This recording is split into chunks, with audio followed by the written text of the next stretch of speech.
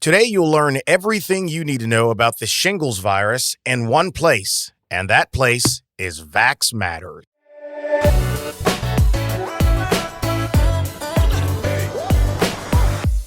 Well, folks, you'll be hearing a familiar voice today if you've been following Vax Matters from the beginning, and we sure hope you have.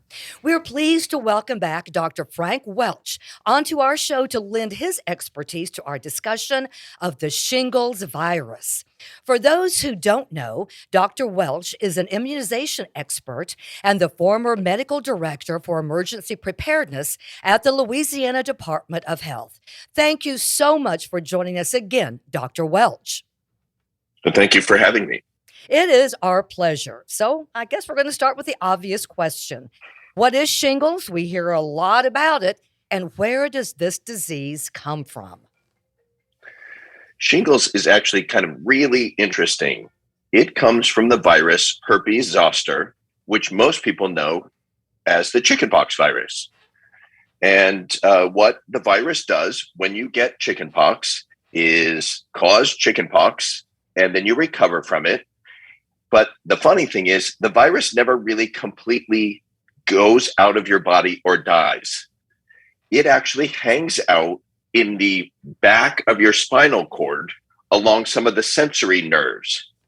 And then as we get older, when other triggers may happen during your life, other things that may decrease your immune system or stress or something, some of that chickenpox virus decides to come back alive.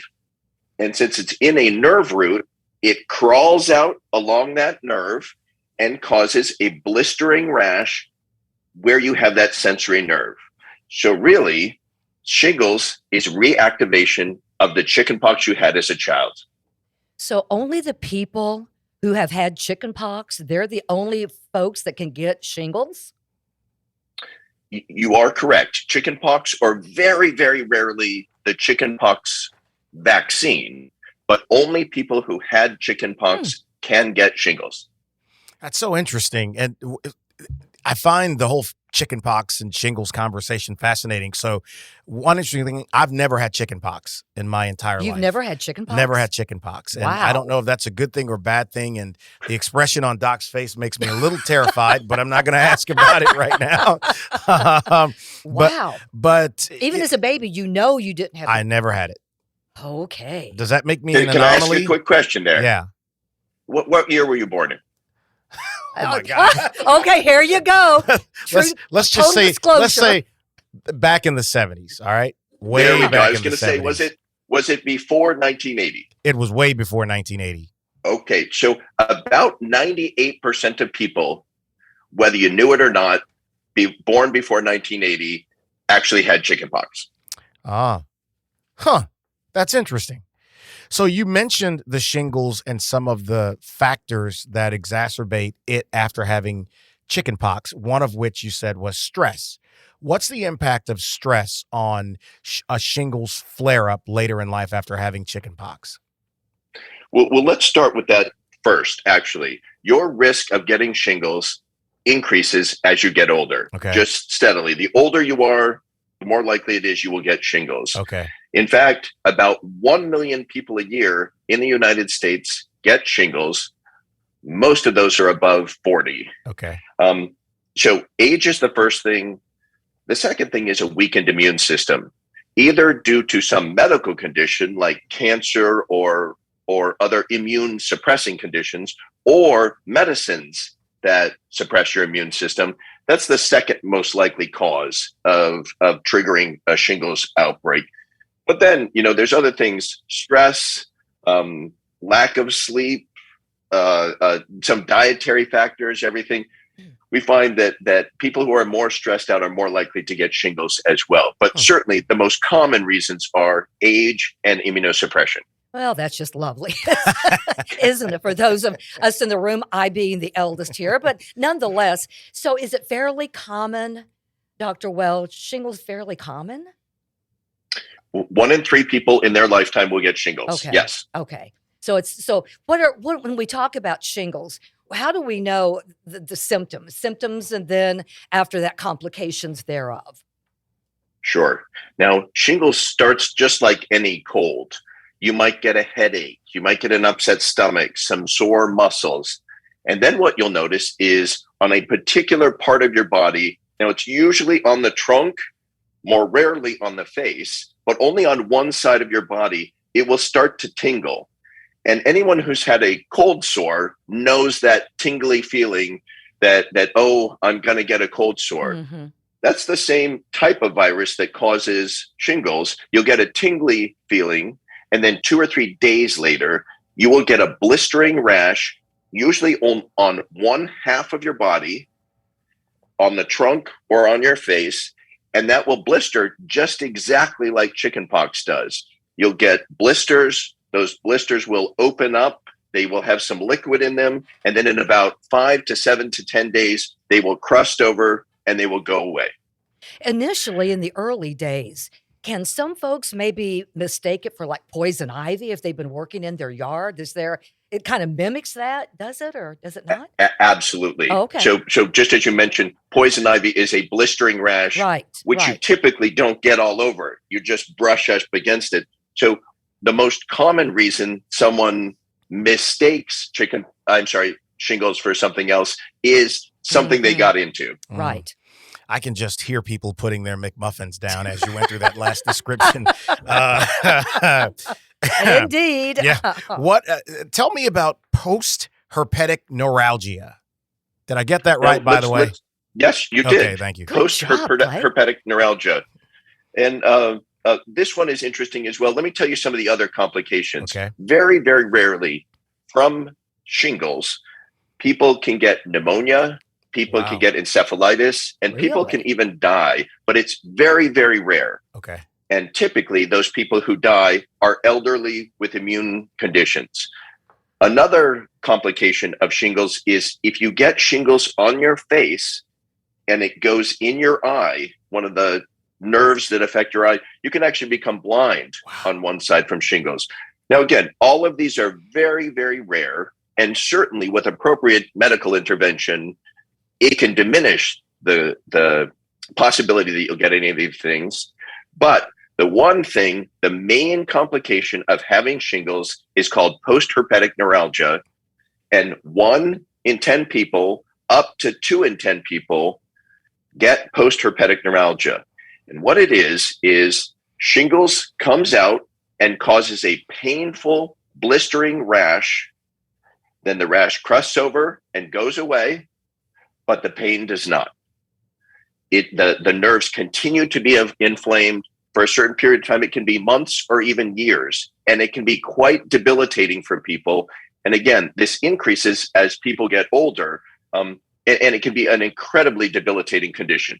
And that is different from phantom pain. You hear so much about a phantom pain sometime. Would that be? But this is part of a nerve damage. Is that because of shingles? Is that right? So it is phantom pain. It is. Just like you are saying. Yeah. When they look at the nerves are perfectly healthy. It is continued signals from those nerves to your brain that you are in severe pain, even though shingles has gone away sometimes long ago. How long can you have shingles? I mean, how long do you have to deal with it? So the shingles only lasts between 7 and 10 days. Oh, okay. But post-herpetic neuralgia can last years, really, months to years. Yes. Wow.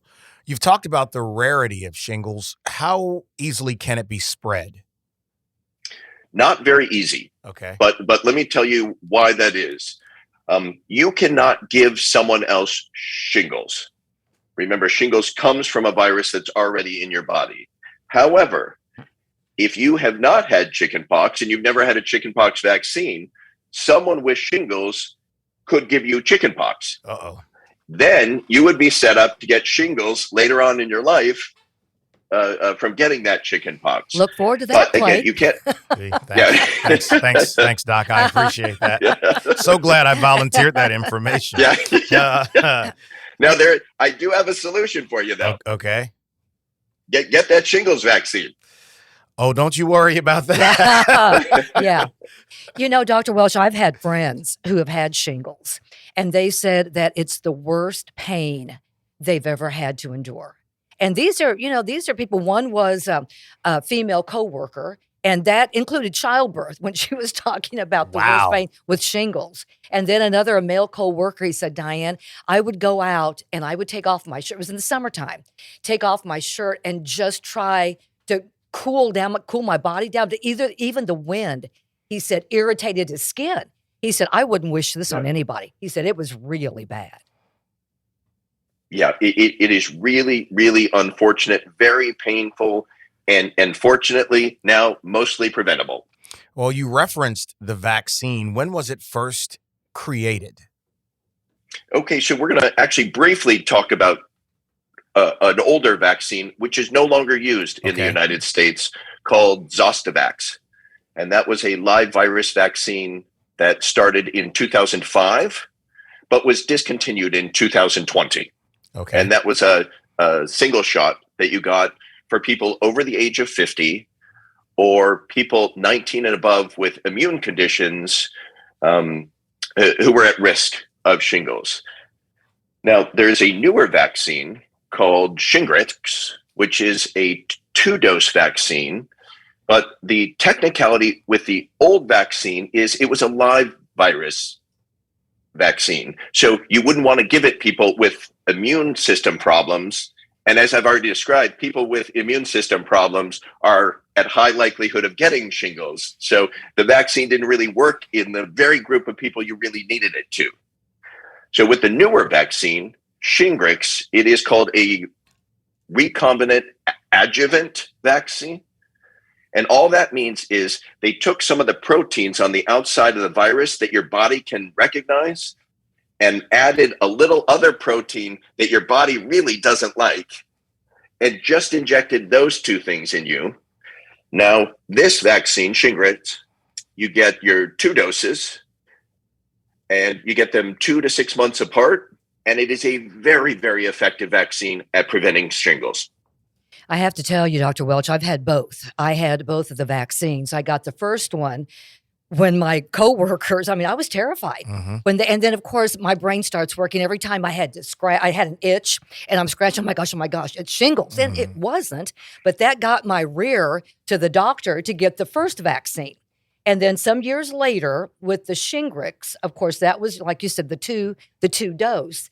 And it was, I want to say that came out maybe early 2017, 18, somewhere in that neighborhood. And in the beginning, it was hard to find. So I remember I'd call my doctor and they said, you have to get it, go to, to your, to a pharmacy, to, Walgreens, CVS or wherever. So God love them. I think the people at Walgreens thought I was stalking them. Literally, I would go in there to the pharmacist and I got my first dose. So they gave it to you there? Yes, they gave it to me there. I got my first dose there, but again, it has to be, the second dose has to be given within a certain amount of time. And I was just terrified that I wasn't going to be able to get my second dose in the allotted time. So I'd go in every week. And finally they said, Miss Deaton, we have a shot for you. And they were so happy to get rid of me. Yeah. And I was so happy to get it. And I was done with it. But I have to tell you, Dr. Welch, it was that second shingles vaccine or the shot. I got so sick with that one. And that was kind of my benchmark as far as COVID vaccine to see how sick I would be for it. Because I've never had a reaction of any kind with any vaccine until I got that second one. Did you have a reaction to the COVID vaccine? Yes, the second vaccine I did. But I wasn't as sick with the COVID as I was with the shingles. But I knew what it was. Yeah. I knew what it was, and it was okay. I was glad to have it. Yeah. But my question after all of that, Sure. To digress a moment, how important is it to get the Shingrix vaccine in that allotted amount of time within the 6 months? What happens if you wait or forget about it and it's over 6 months from the first one? Do you have to start the process all over again? So I'm actually going to answer 2 questions there. Okay. And the first is for those people who got Zostavax, just like you right. did. Yes. And the recommendation is, yes, go get a Shingrix series of shots. And the reason for that is, Zostavax was a very good vaccine. It prevented shingles in about 70% of people. But Shingrix in healthy adults can be 95 to 99% effective.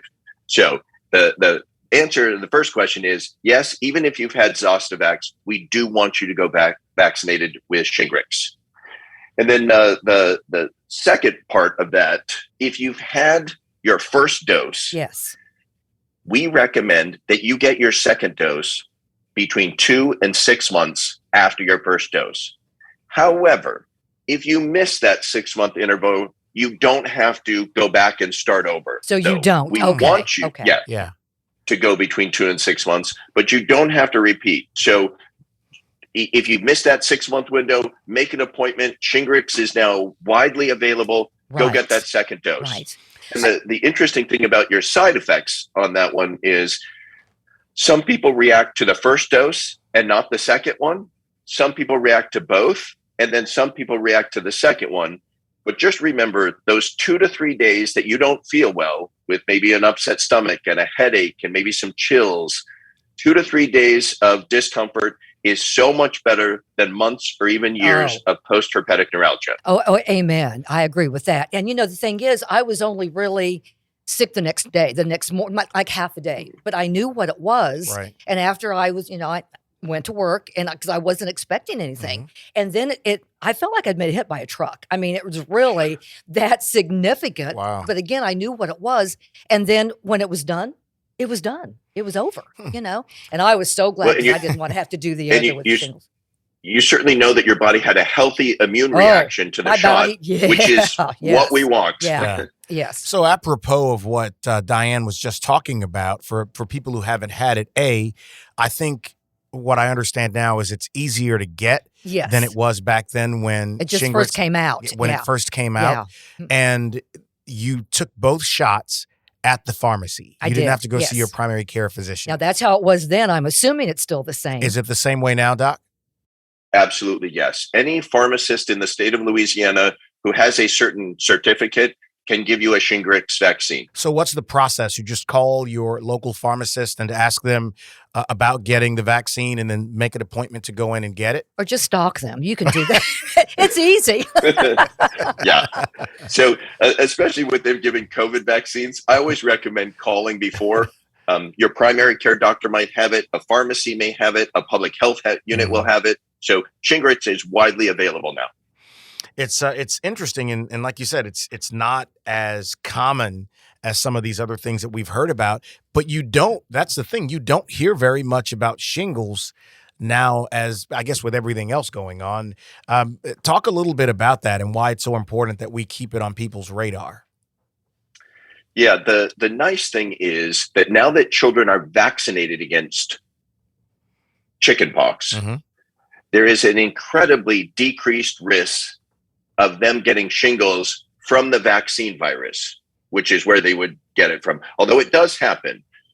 However, if they do get shingles after they've been vaccinated a child, it tends to be a very mild case of shingles. So the statistic that we forget about is that 1 in 3 people will get shingles in their lifetime. And of course, these are people our age who never vaccinated against chickenpox.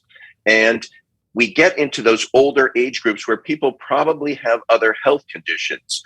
So if you give someone who's starting to be infirm or with other medical conditions, if you give them shingles, that's just one more medical problem that can lead to worsening of other medical problems. And certainly having post-herpetic neuralgia, we hear stories all the time of people who were working until they got this and then were no longer able to work. There are people who have hobbies and other interests, playing tennis. I read a story about a woman who was a harpist who were no longer able to do these activities after getting post-herpetic neuralgia. And that's when you're supposed to be enjoying your life. Exactly. So we really do want to keep these on people's radar, because really this vaccine is more than 90 to 95% effective. Yeah. That's, 1 person in 20 might still get it, but the other 19 will not, who would have gotten it previously. Can you still get, though, a mild case of shingles even after getting the vaccine? I mean, it's not, I mean, it still happens. Is that correct, Dr. Welch, or no? You are correct, but typically, Yeah. if you have received the vaccine and you get shingles, it's a much milder case. Right. Is there anyone who should not get the vaccine? Absolutely, yes. So let me walk you through that. Okay. So anyone who had an allergic reaction to their first dose of Shingrix should not get another dose. Pregnant women should not get a dose of Shingrix. And then anyone with severe immunosuppression should consult with their doctor before getting Shingrix. Now, many of these people will be recommended, but you want to be under care of a special physician rather than just your pharmacist if you have serious immunocompromising conditions. You mentioned earlier, and I wanted to just clarify, when you talked about some of the things that people were not able to do after having had shingles, do you mean they were done, like the harpist could not do that again, or the person playing tennis? Is this a temporary condition after having had it, or is it something that you were saying they were no longer able to do? So it's because of post-herpetic neuralgia. Okay. The pain and inflammation, just like what was described before, it's like it's on fire. It's a burning pain that's with you all the time. And so people who previously enjoyed other activities are now consumed with this pain, sometimes just consumed with treating the pain, with trying to do things to minimize it, and no longer able to enjoy things in their life that they did before because of this post-herpetic neuralgia. Have we talked about the treatment? Have we said anything at all about once you do have shingles? You know, I know that there are different times when I've gotten a little this or that. I just put calamine. Calamine lotion is kind of like a duct tape in life, you know? Yeah. It takes care of everything. What are the treatments for shingles, doctor? So there are several treatments for shingles. The most common antiviral medicines, acyclovir, other ones like that. Obviously, these medicines need to be taken as the sooner, the better. So if you suspect shingles or it's coming on, please contact your doctor immediately. There are antiviral medicines that are helpful. Now, they also say taking a bath either with crushed up oats and soothing water. There's also calamine lotion that can be taken. The most important thing you can do, though, if you have a shingles rash, is make sure that rash is covered. Because you certainly don't want to spread it to a pregnant woman, to a child, to someone who hasn't had chickenpox. Wow. So if you've had the vaccine and you've had shingles or chickenpox already, could you get it again? Most people, the vast majority of people who get shingles only get it once, but it is possible to get it again. So we recommend even people who have had shingles get that vaccine just to prevent them from getting it a second time. But then also remember, say you had shingles when you were 50 and you recovered. If you get shingles again when you're 75, it's much more likely to be more serious and cause post-herpetic neuralgia. So even if you've had shingles, we do recommend you get the shingle shot. Okay, so that leads me to my question. Do I need to get a booster? Are there boosters out there? Because I did get both, the first one and then the Shingrix, and it wasn't that long ago, but do I need to get a booster? Will I need to get a booster? I'm in pretty good health. Yeah. I don't, I'm pretty good health. So I just didn't know what the thinking is about a booster. Not yet. Okay. But let me walk you through that. Okay. So the only medical data we have is based on the fact that we've been using it since 2018. Okay, not that long. So what long. we know so far is it's very, very effective for 4 years. Okay. Okay. So I'm at the 4-year mark. Okay, thank you. You see, I'm not the only one getting terrified in this podcast today. So here's a question. Let's say you had chickenpox, then you were vaccinated, but you haven't had shingles. What's the likelihood that you're going to get shingles now that you are vaccinated? So I assume you mean you got vaccinated. So you've had chickenpox before, you got the shingles vaccine, and you haven't yet had shingles. What's the likelihood that you'll get it? Very unlikely. Okay. depending on your health status, this vaccine is upwards of 95 to 98% effective in healthy people. Yeah. Meaning in people who would have gotten shingles, it protects 98 out of 100 people from getting shingles. Now, that reduces a little bit for people who have immunocompromising conditions. As you get older, the vaccine effectiveness goes down to about 90%, but it's still going to protect 90 out of 100 people. And those people who do get shingles, it's going to be a weaker case. And just for our listening audience who can't see us, Diane was pumping her fist like she just won the Stanley Cup. Yeah, I love it. So, okay, let's go back to my 4 years. I'm 4 years in. Okay, so what will happen next, Dr. Welch? We just kind of wait to see if there's something else. But right now, I'm good. Say I'm good. Absolutely, yes. Say I'm good. They're doing studies on people and watching people who have had the shingles vaccine and seeing how many of those people are getting shingles. Now, we're seeing that it gives very good 4-year protection, but the only way we'll know if protection wanes is if time passes. So if I get shingles, I call you and let you know what happened after 4 years. I hope I never have to make that phone call, Dr. Welch. I'm just going to say, okay. I think informationally, though, the way you've described the impact it has on a person, the viability of or the effectiveness of the vaccine if you get it, it does make it. I mean, you can understand it. It makes it really easy to know if you get the vaccine, you are very unlikely to get shingles if you've not had it.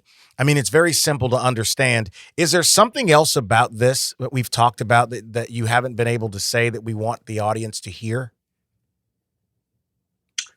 Just really simply, I think that the one question I get about shingles is if a child is vaccinated against chickenpox, how likely is it that they will get shingles or chickenpox later in their life? Okay. And again, chickenpox vaccine is very, very effective, but it is possible to get chickenpox after being vaccinated, and it is possible to get shingles after that. Mm-hmm. So even though the vast majority of children vaccinated against chickenpox will never get shingles, we do recommend that they get a shingles vaccine if they are at risk, just to make sure. Wow. Fantastic. And again, Dr. Welch, you were saying that prior to 1980, that about 99% of folks in America had the chickenpox. Is that right? You are correct. Yeah. So it was pretty, we kind of grew, it was a childhood disease and it was pretty common. And I know, I don't remember, but my mom and dad, I had it when I was a baby. Mm-hmm. And you had it, you dealt with it. I'm sorry that you never did. Oh, no, that's okay. No, I'm going to get back. Shingrix is in my future. Yes. Don't worry about it. Maybe this weekend, as a matter of fact. Maybe this afternoon if I can help. But in any event, it's just good information to know of what was in our past and now what's in our future and how we can help each other. And this isn't anything that runs in families, Dr. Welch. This is just something that just happens. But the amazing thing about dialoguing about this, and I'm sure for the countless numbers of people who are listening, I cannot be the only person in that circumstance. So a lot of people are listening to this going, wow. Yeah. And it's a simple thing. Just go get vaccinated. That's why these conversations are so protein rich, because there's information that'll help you avoid the pain down the road, right? And I think, Doc, dialoguing about these things has just an asymmetrical upside, a big value to the public. What's interesting about that is my parents cannot recall me ever having chickenpox, even though, as you all have both mentioned, when we were all children, they used to have chickenpox parties because you really did want children to get chickenpox as young as possible. Right. Because as you get older, chickenpox get worse and worse. But no one remembers me ever getting chickenpox. So believe it or not, I don't want to brag here, but when I got my Shingrix series, I even forgot I got it. Wow. I got the shot on a Friday, and on Monday, someone asked me how it was, and I had absolutely no trouble. How about that, Diane? No, wait. For both of them, you had no reaction at all? Oh, that's not fair. That's not fair. You do wonder, though, was I one of those people who did not have chickenpox? Oh. Yes, Now I the have light no turns idea. on. See? Yes. Yeah. Yeah. Now the Yeah, light turns on. I have no idea, but And you've I not had really shingles either, though, right? and I've had neither shingles nor Ooh, chickenpox. good deal. So we could be in the same boat here, Doc. Yes. So your vaccine journey may be pretty easy if mine is any. Yeah, I'm going to stick my Any tongue out at indication? you right now, Clay. Listen, Yeah. my vaccine journey will begin and end today. Don't worry about it. Good deal. So we spoke to Clay. We're speaking to countless other listeners. That's exactly so right. it's a good deal. It's all a good deal. Dr. Welch, anything else as we come to the last of our podcast today? Anything else you'd like to mention? I would actually. I would just like to share a personal story. My mother got shingles when she was about 76 years old. And she was relatively healthy, still walked every day, occasionally played golf.